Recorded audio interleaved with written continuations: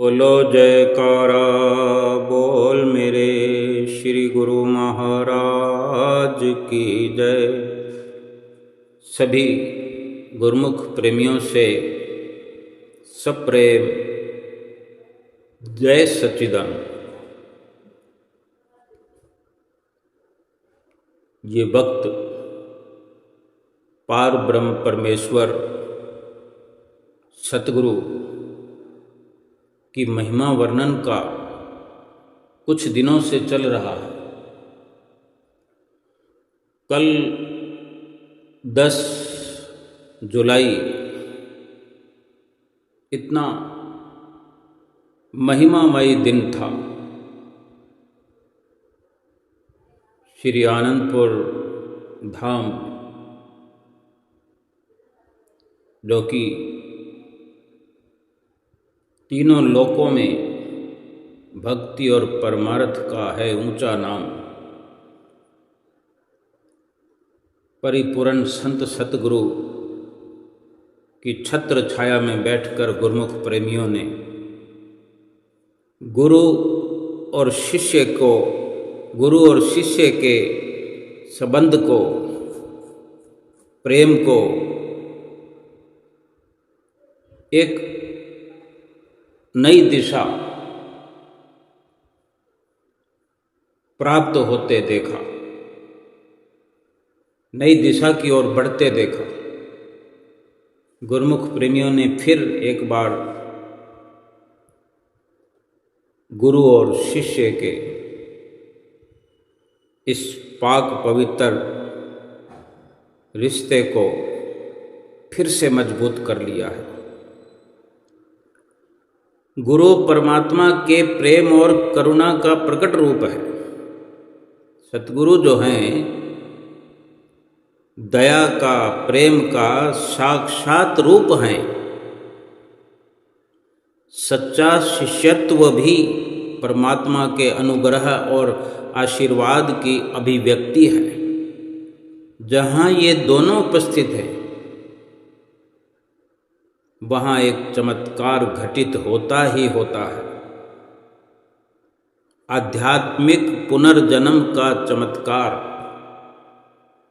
यानी ये स्थिति एक बार फिर इंसान को एक नया जन्म देती है।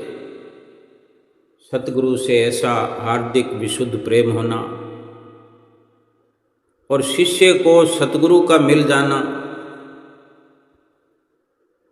ये दर्शाता है कि हमारा भक्तिमयी जन्म हो रहा है। चाहे ये शारीरिक उम्र, जीवन की उम्र चाहे अंतिम पलों में क्यों ना पहुंच रही हो, चाहे 60 साल की उम्र हो गई हो, 50 साल की उम्र हो गई हो, लेकिन जन्म तो तभी है, सार्थकता तो तभी है जन्म की जब आध्यात्मिक जीवन की शुरुआत होती है, जब ऐसा अवसर आता है।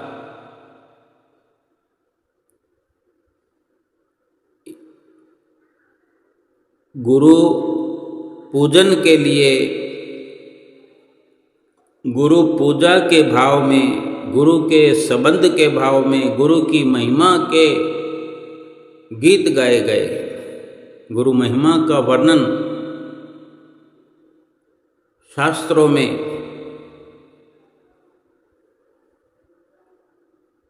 अनेक प्रकार से हुआ है। गुरुर् ब्रह्मा गुरुर्विष्णु गुरुर्देवो महेश्वरा गुरु साक्षात् परम ब्रह्म तस्मै श्री गुरुवे नमः।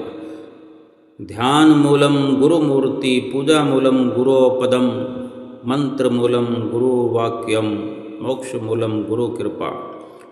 अखंड मंडलाकारं व्याप्तं येन चराचरं तत्पदं दर्शितं येन तस्मै श्री गुरुवे नमः। तमेव माता च पिता तमेव बंधु च सखा तमेव विद्या द्रविणं त्वमेव सर्वमम देव ब्रह्मानंदम परम सुखदम केवलम ज्ञान मूर्ति द्वंद्वातीतम गगन सदृशम तत्वमस्यादिल शक्यम एकम नित्यम विमलम अचलम सर्वाधीसाक्षीभूतम भावातीतम त्रिगुण रहितम सद्गुरुम तम नमामि। जितना भी सतगुरु की महिमा का गायन किया जाए उतना कम है। वाणी में, जीभा में इतनी ताकत नहीं कि परिपूर्ण गुरु की महिमा को गा सके। ऐसे महिमामान श्री सद्गुरुदेव के पावन चरण कमलों का षोडशोपचार से पूजन करने से साधक शिष्य का हृदय शीघ्र शुद्ध और उन्नत बन जाता है, पाक पवित्र हो जाता है। मानस पूजा इस प्रकार कर सकते हैं, साक्षात रूबरू सतगुरु के चरणों में बैठ करके उनके दर्शन करना, सतगुरु को दंडवत प्रणाम करना, सतगुरु से बातचीत करना। इसी प्रकार मानसिक स्तर पर अगर हम कहीं दूर दराज बैठे हुए हैं, जैसे गुरुमुख प्रेमियों ने श्री दरबार में बैठ करके श्री गुरु महाराज जी के दर्शन किए, उनके प्रवचन सुने, उनका आशीर्वाद प्राप्त किया, दंडवत प्रणाम करके हुक्मनामा प्राप्त किया। ऐसे ही अनगिनत करोड़ों की संख्या में गुरुमुख प्रेमी जो श्री दरबार से श्री सद्गुरुदेव महाराज जी की हाजिर हजूरी से दूर सैकड़ों और हजारों किलोमीटर की दूरी पर रहते हैं, वही का वही लाभ मानस पूजा करके इस प्रकार प्राप्त कर सकते हैं। गुरु पूजा कल थी तो क्या आज नहीं है? क्या आज गुरु वंदना का, गुरु पूजा का हमारा सतगुरु जो है परिपूर्ण है। गुरुमुख प्रेमियों की रोज गुरु पूर्णिमा है। जब चाहे इस प्रकार मानस पूजा कर सकते हैं। मन ही मन भावना करो, मन ही मन सुंदर भाव पैदा करो, मन ही मन अपने अंदर विचार पैदा करो कि हम सतगुरु देव महाराज जी के श्री चरण कमलों को धो रहे हैं। बेशक साक्षात रूप में जब हजूरी में गुरुमुख प्रेमी बैठा करते हैं, बैठे होते हैं, तब शायद ये अवसर ना मिले, ऐसा मुमकिन ना हो। लेकिन इस प्रकार मानस पूजा करते हुए अपने विचारों में खो करके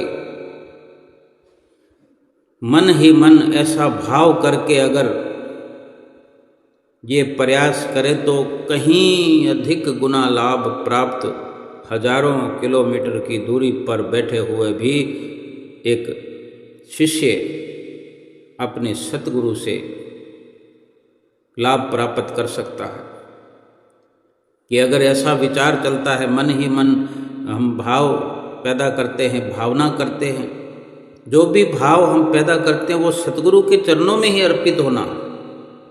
जितना भाव को गहराई से पैदा करेंगे, जितना उच्च स्तरीय भाव पैदा करेंगे, जितना भाव हमारा निर्मल हो करके भाव की तरंगें हमारे दिल की गहराई से निकलेंगी, सीधे सतगुरु के चरणों को छू करके सतगुरु के आशीर्वादों से शिष्य निहाल हो जाएंगे। हमें ऐसा भाव पैदा करना है, चाहे हजारों मीलों की दूरी पर हम क्यों ना बैठे हो, भाव हो कि हम सतगुरु के चरणों को धो रहे हैं।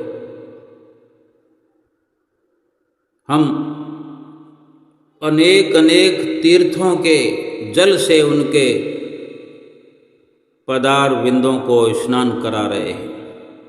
खूब अधिक अधिक आदर और कृतज्ञता पूर्वक उनके श्री चरणों में नजर रखकर हम क्या देखते हैं, क्या विचार करते हैं?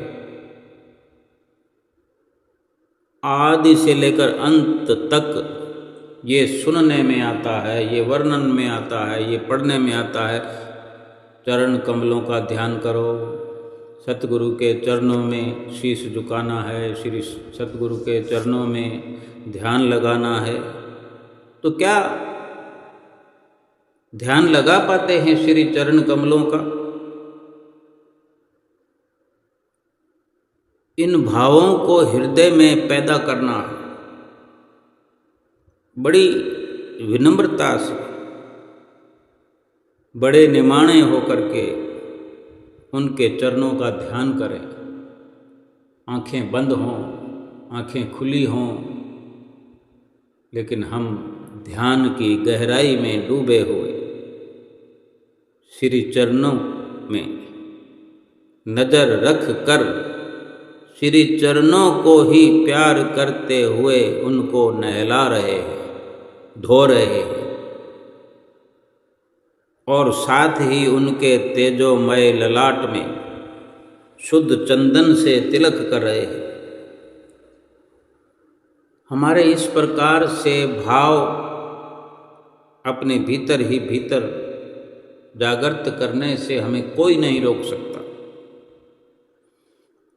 हम सतगुरु के चरणों पर सुंदर केसर का तिलक लगा रहे हैं, हमें कोई नहीं रोक सकता, कोई रुकावट नहीं है। अपने हाथों से बनाई हुई गुलाब के सुंदर फूलों की सुहावनी माला हम सतगुरु के सुंदर सुंदर गले में पहना करके अपने हाथों को पवित्र कर रहे हैं। ये सब भाव से हो रहा है, मन से हो रहा है, और सतगुरु को सब कुछ अर्पित हो रहा है। एक एक भाव, एक एक पल करके हमारा समय जो है सकारत हो रहा है, जीवन सकारत हो रहा है। ये आध्यात्मिकता का हमारा पुनर्जन्म हो रहा है, नया जन्म हो रहा है। बेशक इसी जन्म में हम ऐसे सैकड़ों हजारों जन्म पा सकते हैं, जिसके लिए कोई न गर्भ में जाना है, न शरीर को छोड़ना है, न शरीर को प्राप्त करना है। इसी शरीर को प्राप्त किए हुए चाहे जितनी बार हम इस तरह की पदवी को पा सकते हैं। 5 कर्मेंद्रियों की, 5 ज्ञानेंद्रियों की और 11वें मन की चेष्टाएं सब गुरुदेव के श्री चरणों में हम अर्पित कर रहे हैं। ऐसा भाव मन से पैदा होता रहे, ध्यान सतगुरु के चरणों में लगा रहे। कायेन वाचा मन सेन्द्रिये वा बुद्ध्यात्मना वा प्रकृते स्वभावात् करोमि यद यद सकलम परस्मै नारायण यति समर्पयामि। सब कुछ सतगुरु के चरणों में समर्पित हो रहा है, हो रहा है। एक ऐसी सुरती की अपनी तवज्जो की धार जो है सतगुरु के चरणों से जोड़ दी है हमने। एक सूक्ष्म तार जुड़ी हुई है। देखो कितनी दूरी पर पावर हाउस से और हमारे घर से जो तार का मिलन हुआ होता है, जुड़ाव हुआ होता है, कैसे घर को हम अपने प्रकाशमान कर लेते हैं, रोशन कर लेते हैं। कितने उपकरण जला लेते हैं अपने घर में, कितने काम करते हैं हम जो उस लाइट से, उस बिजली से हुआ करते हैं। ये भी ऐसा ही एक सूक्ष्म जोड़ है, जुड़ाव है। जिससे हम अपने भीतर ही भीतर अपने अंतर हृदय को प्रकाशवान कर सकते हैं। सब कुछ ही इस प्रकार से सतगुरु के चरणों में अपने सुंदर भाव समर्पित करते हुए शरीर से, वाणी से, मन से, इंद्रियों से, बुद्धि से और प्रकृति के स्वभाव से जो जो करते हैं वो सब का सब समर्पित सतगुरु के चरणों में करते हैं। हमारे जो कुछ कर्म हैं, हे गुरुदेव, वे सब आपके श्री चरणों में समर्पित हैं। ऐसा भाव चलता रहे कि हमारा कर्तापन का भाव, हमारा भोक्तापन का भाव आपके श्री चरणों में समर्पित है। इस प्रकार ब्रह्मवेता सतगुरु की कृपा को, ज्ञान को, आत्म शांति को हृदय में भरते हुए उनके अमृत वचनों पर अडिग बनते हुए अंतर्मुख हो जाओ। आनंदमय बनते बनते आनंदमय बनते जाओ, आनंदमय हो जाओ। शिष्य और गुरु की जो प्रीत है, शिष्य और सतगुरु की जो ये जुड़ाव की रीत है, जो संबंध है, ये सूक्ष्म जो तार सतगुरु और शिष्य के बीच में जुड़ी होती है, शिष्य की ध्यान, शिष्य की तवज्जो की धारा सतगुरु के चरणों से जुड़ी होती है, तो स्वयं भगवान भी अपने ऐसे अनन्य भक्त के घर जाकर के उसको दर्शन देते हैं। सोचो कि गुरु जो है शिष्य को अज्ञान के अंधकार से निकाल कर ज्ञान के प्रकाश में ले जाने वाले परम तत्व का नाम है।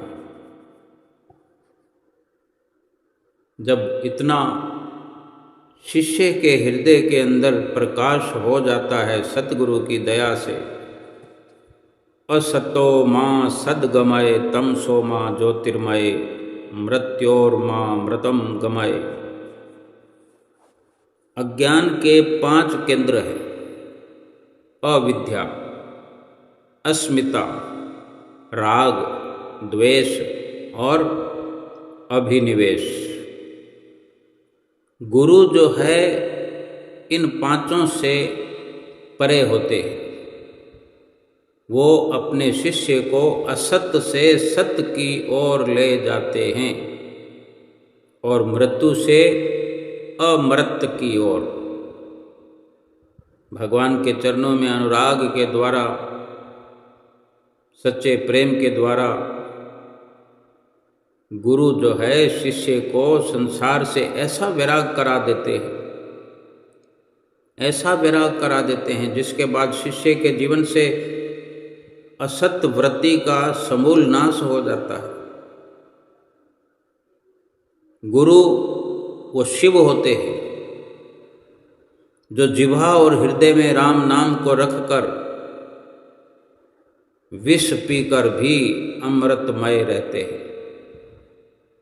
अमृत क्या है? मृत और अमृत, यानी अमृतमय रहना। जो मृत से अमृत की ओर पहुंच जाए वो सदा सदा के लिए जीवित रहता है। तभी जो अपने हृदय में प्रभु नाम को स्थापित करके जहर पीकर भी अमृत रहते हैं, उसी राम नाम के अमृत को शांति से, प्रेम से, बड़ी सहजता से शिष्य के हृदय में स्थापित करके उसे भी अमृतमय बना देते हैं। गुरुदेव की इसी महती कृपा के फलस्वरूप शिष्य शुद्ध, बुद्ध और मुक्त हो जाता है। हमारे धर्म ग्रंथों में 2 गुरुओं की बहुत चर्चा है। देवताओं के गुरु बृहस्पति और दैत्यों के गुरु शुक्राचार्य। दैत्य गुरु शुक्राचार्य जो मृत संजीवनी विद्या के ज्ञाता है, जो बृहस्पति के पास नहीं है, फिर भी बृहस्पति को जो सम्मान प्राप्त है वो शुक्राचार्य को नहीं है।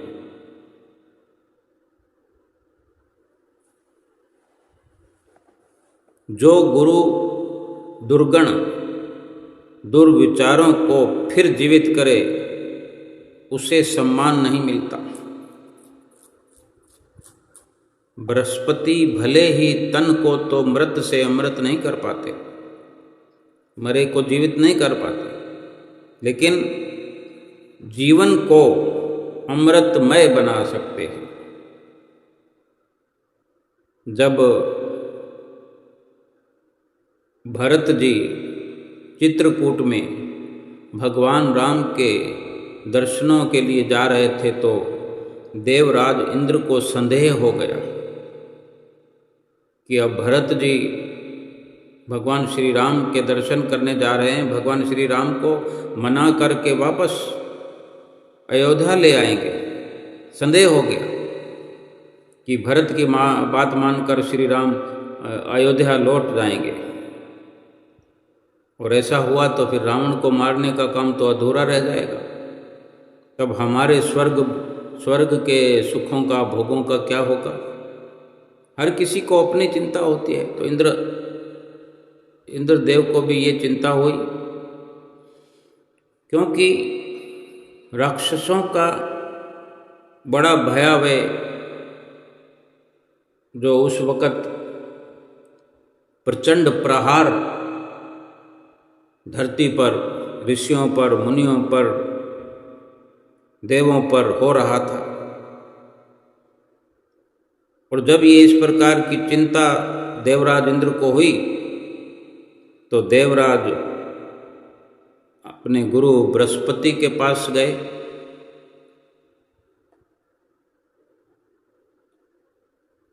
तो गुरु के पास जाकर उन्होंने जो अपनी शंका बताई, तो गुरु ने, बृहस्पति जी ने इंद्र को कहा कि तुमने ये सोचा भी कैसे कि रावण को मारने का कार्य अधूरा रह सकता है? कैसे तुम्हारे मन में ये विचार आया? तो उन्होंने इंद्र को भगवान श्री राम का सेवक बनने की शिक्षा दी। गुरु द्वारा बोले गए वचन, उनके चरणों का स्पर्श, कृपा दृष्टि, सब कुछ कृपा पूर्ण है। अब गुरु ने जो बोला है तो, लेकिन ये उसी को समझ आ सकता है जिसने उस कृपा का अनुभव किया हो कि कृपा क्या है। हम सतगुरु के दर्शन करने जाते हैं, जितना सतगुरु वचन फरमाते हैं हम सुनते हैं, हमको समझ में तभी आएगा जब उनकी कृपा को हम महसूस करने लगेंगे कि सतगुरु जो बोलते हैं, हम जो सतगुरु के आगे दंडवत प्रणाम करते हैं, सतगुरु जो हमें आशीर्वाद देते हैं, ये जब सतगुरु की कृपा को महसूस करना आ जाएगा, अनुभव हो जाएगा, होने लग जाएगा, तो फिर सतगुरु की नज़दीकी हो, सतगुरु का ध्यान हो, सतगुरु का ख्याल हो, ये सब कृपा ही कृपा है, सब कुछ कृपा पूर्ण है, ऐसा लगने लग जाएगा। शिष्य जो है उद्यमी हो, पुरुषार्थी हो, उसमें भक्ति भाव हो, गुरु के प्रति प्रेम और विश्वास हो तो उसे गुरु से हर आवश्यक वस्तु मिलती ही मिलती है। सब कुछ मिलता है, लेकिन आवश्यक वस्तु का मिल जाना, आवश्यक वस्तु का प्राप्त होना कल्याणकारी होता है। सतगुरु जो हैं कल्प वृक्ष के समान है। वे अपने शिष्य की कमियों को दूर करते हैं, शिष्यों की कमियों को दूर करना सिखाते हैं, शिष्यों को वो युक्ति सिखाते हैं, बताते हैं, जिससे सतगुरु का शिष्य अपनी कमियों को दूर कर सकता है, स्वयं दूर कर सकता है। ये सतगुरु सिखाते हैं ताकि उसे अभीप्सित लक्ष्य की प्राप्ति हो सके, जीवन का अनमोल लक्ष्य प्राप्त हो सके। हमने अपने जीवन में एक बार भी नहीं बल्कि अनेक बार भक्तिमती शबरी का सत्संग सुना होगा, दृष्टांत सुना होगा। भगवान के किसी भी प्रेमी की अगर महिमा का वर्णन किया जाए तो वो भी बड़ी गहराई वाली होती है। कितना वर्णन शास्त्रों में आया है, अलग अलग तरह से। भगवान की तो महिमा होती ही होती है, सतगुरु की महिमा तो होती ही है, सतगुरु के सेवकों की भी, भगवान के भक्तों की भी महिमा होती है। अब जो विशेषकर हम चर्चा कर रहे हैं कि गुरु ही है जो भगवान से अपने शिष्य को मिला देता है। गुरु जो शिष्य है वो पुरुषार्थी हो, उद्यम करता रहे, पुरुषार्थ करता रहे, मेहनत करता रहे, सादगी में किया हुआ पुरुषार्थ, साधना में निमग्न होकर के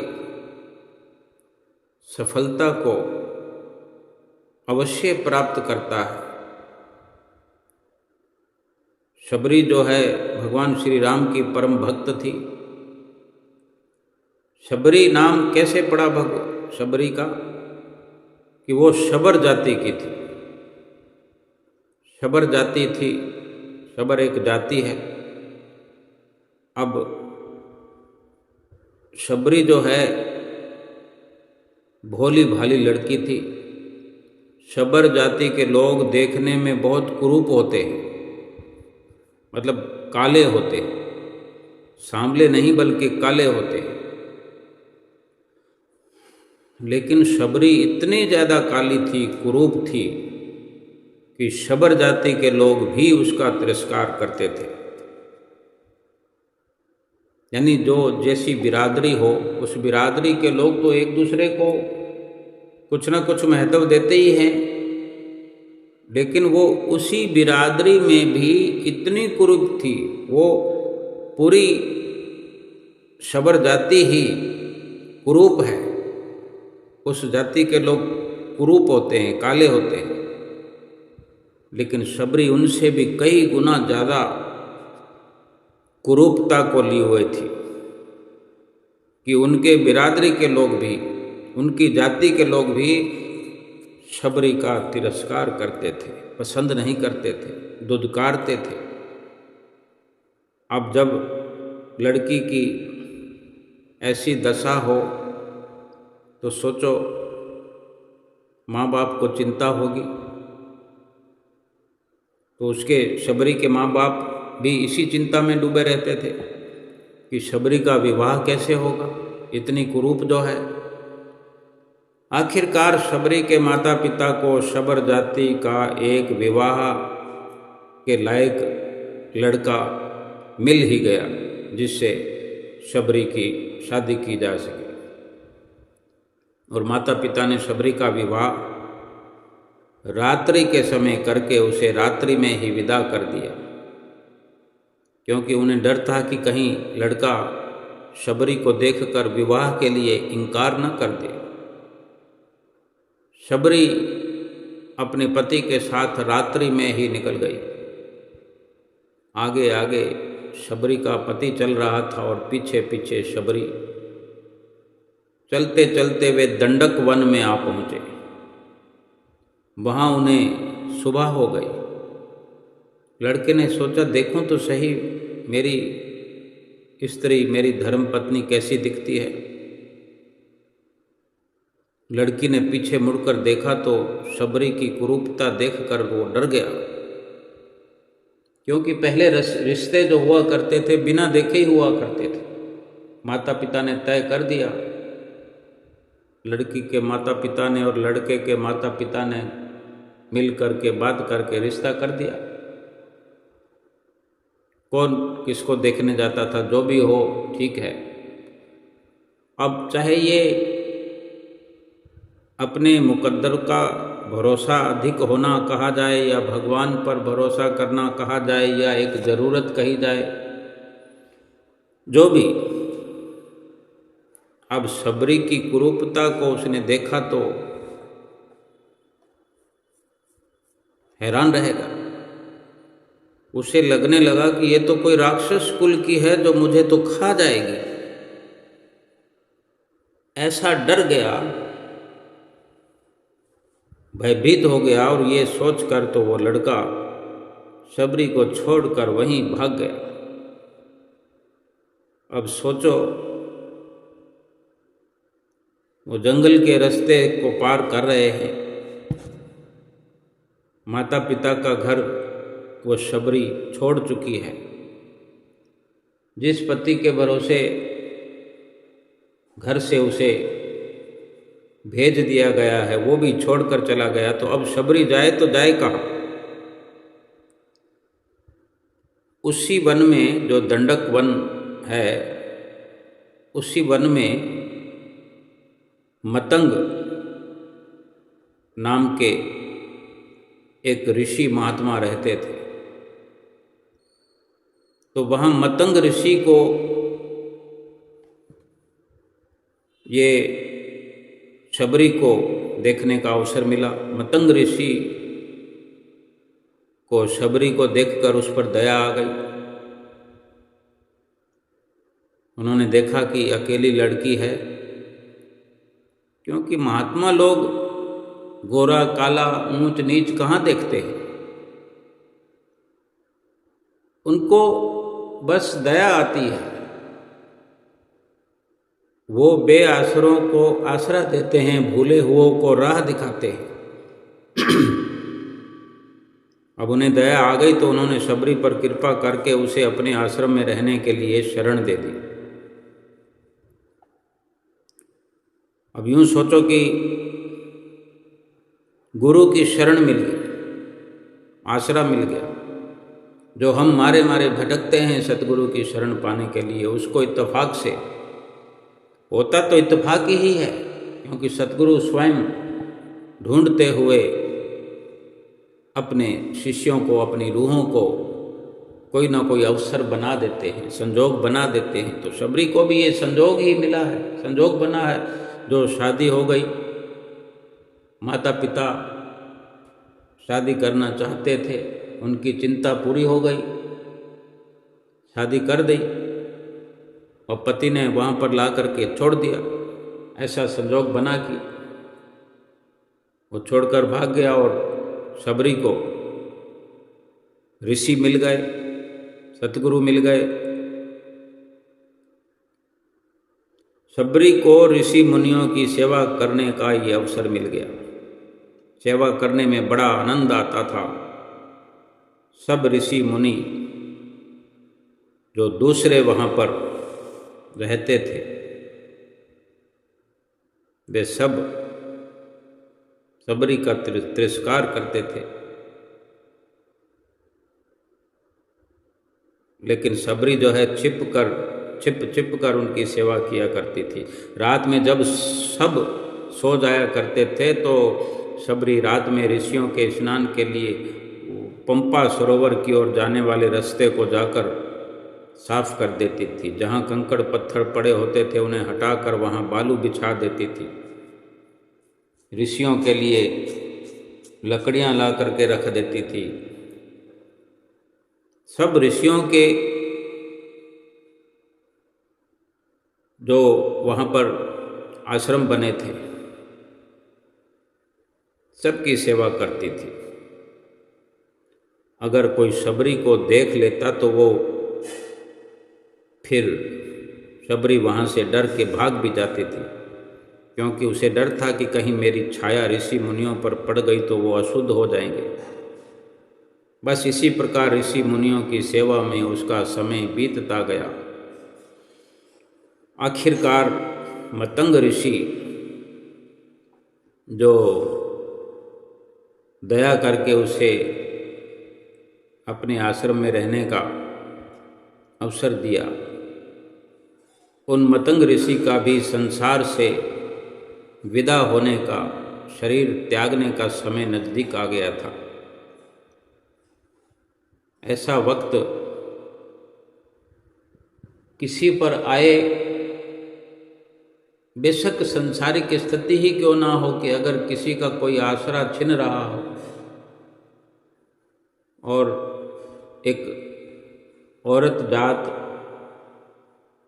हम समझ सकते हैं।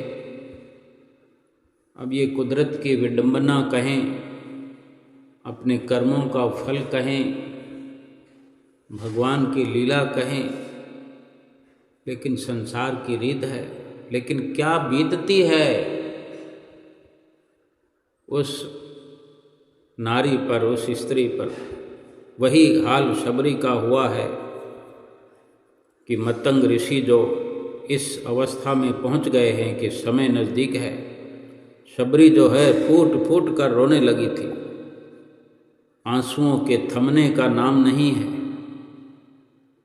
और रोने के सिवा वो कर भी क्या सकती थी। और कोई तो उसे पसंद नहीं करता, ऋषि तो और भी है वहाँ पर। सब ऋषियों की सेवा करती है, छुप छुप कर करती है, उसे अच्छा लगता है, लेकिन उसे कोई पसंद नहीं करता। और जिन्होंने पसंद किया, जिन्होंने आसरा दिया, वो संसार से जा रहे हैं। समय निकट आया है और इसलिए रो रही है शबरी, क्योंकि और कोई उसके पास चारा नहीं, और करे तो क्या करे। मतंग ऋषि ने शबरी को अपने पास बुलाया और कहा बड़े प्यार से, बेटी चिंता न करो तुम, वो दिन भी आएगा। एक दिन तुम्हारे पास भगवान श्री राम स्वयं तुम्हें दर्शन देने के लिए आएंगे। इन्हीं शब्दों के साथ मतंग ऋषि ने शरीर छोड़ दिया। अब वहीं शबरी दिन रात भगवान श्री राम की प्रतीक्षा करने लगी। रात में किसी जानवर के चलने से पत्तों की खड़खड़ाहट भी होती तो शबरी बाहर आकर देखती कि कहीं भगवान आ गए, श्री राम तो आ गए, कहीं श्री राम तो नहीं आए। वो प्रतिदिन रोज कुटिया के बाहर फूल बिछाती और तरह तरह के फल ला करके रख देती। फलों में भी बढ़िया बढ़िया फल श्री राम जी के लिए चख चख कर के रखती थी। और सारा सारा दिन जब श्री राम जी नहीं आते, अगले दिन फिर नए फल ले आती। श्री राम जी को भोजन कराने का उसके मन में बहुत उत्साह था। इंतजार करते करते करते एक दिन शबरी की साधना सफल हो गई। मतंग ऋषि के गुरु के वचन सत्य हो गए।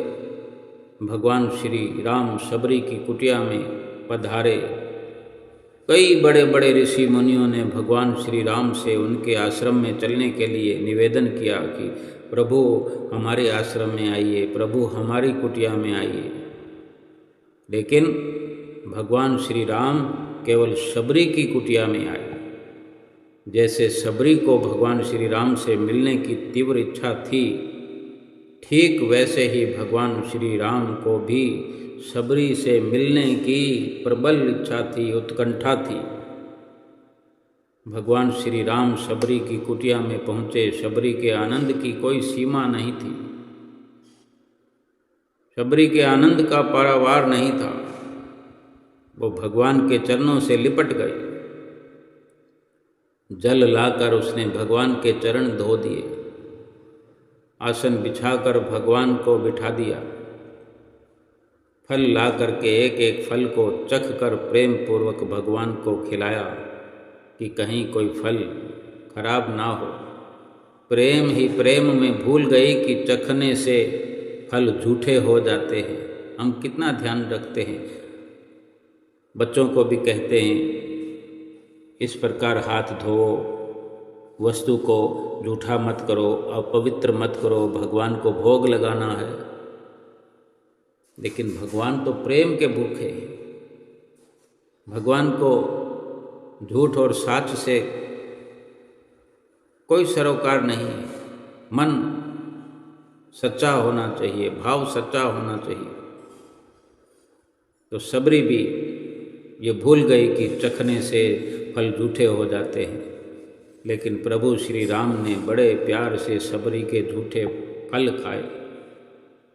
ये प्रेम की पराकाष्ठा हुआ करती है। ये शबरी के भी प्रेम की पराकाष्ठा थी। ये तभी मुमकिन हुआ कि जब उसे सतगुरु मिले, संतों की सेवा उसने दिलो जान से की। कहीं कोई मन में उसके भेदभाव नहीं था। तिरस्कार किए जाने पर भी सभी वहाँ रहने वाले ऋषियों की सेवा किया करती थी, उनका ख्याल किया करती थी और हर वक़्त प्रभु के नाम में लीन रहा करती थी। और जब उनके गुरु ने अंतिम श्वास में जो वचन किए कि चिंता मत करो, भगवान स्वयं तुम्हारी कुटिया में आकर तुम्हें दर्शन देंगे। ये है सतगुरु का ऐसा जो सतगुरु का जो प्रभाव है, सतगुरु की जो उपस्थिति है, वो भाव के अंदर है। सतगुरु के वचन भगवान पूरे करने के लिए आते हैं। हमारा जितना भी सतगुरु मार्गदर्शन करते हैं, जितना भी हमें भक्ति की राह पर चलाते हैं, हमें भोग लगाना सिखाते हैं, किस प्रकार भोग लगाना है। दूध को ठंडा करके भोग लगाना है, चाय को ठंडा करके भोग लगाना है। सब्जी को भी जो निवाले से हम मात्र टच करते हैं, निवाले में थोड़ा सा कण, थोड़ा सा अंश भी रखते हैं। जो भी है एक मर्यादा है कि इतना हमको ध्यान रखना होता है कि ठंडी हो। गर्म वस्तु को भी थोड़ा सा ठंडा करके, फूंक ना दे करके, थोड़ा सा रुक करके सतगुरु के मुखारविंद की ओर हम भोग लगाने का भाव रखते हुए सतगुरु को अर्पण करें। सतगुरु को सुबह सुबह उनके चरणों को धोना, ये इस बात का प्रतीक है कि हम हाजिर हजूर सतगुरु के चरण पखार रहे हैं, उनको उठा रहे हैं, उनको सुला रहे हैं। ये सब सतगुरु हमें सिखा रहे हैं। परमात्मा को प्राप्त करना,